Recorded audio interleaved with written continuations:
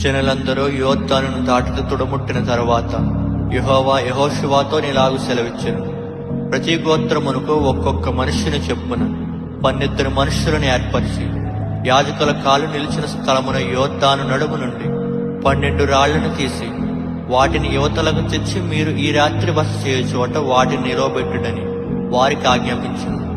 కావున యెహోషువ ఇశ్రాయేలీయులలో సిద్ధపరచిన 12 మనుష్యులను అనగా ప్రతి గోత్రమునకు ఒక్కొక్క మనుష్యుని పిలిపించి వారితో ఇట్లనెను.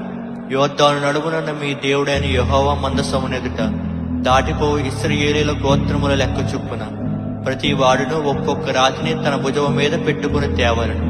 ఇక మీదట మీ కుమారులు ఈ రాళ్లెందుకని అడుగునప్పుడు మీరు యెహోవా మందసమునెదుట యోర్దాను నీళ్లు ఏకరాశిగా ఆపబడెను. అది యోర్దానును దాటుచుండగా యోర్దాను నీళ్లు ఆపబడిను గనుక ఈ రాళ్లు చిరకాలం వరకు ఇశ్రాయేలీయులకు జ్ఞాపకార్థముగా నుండునని వారితో చెప్పవలను.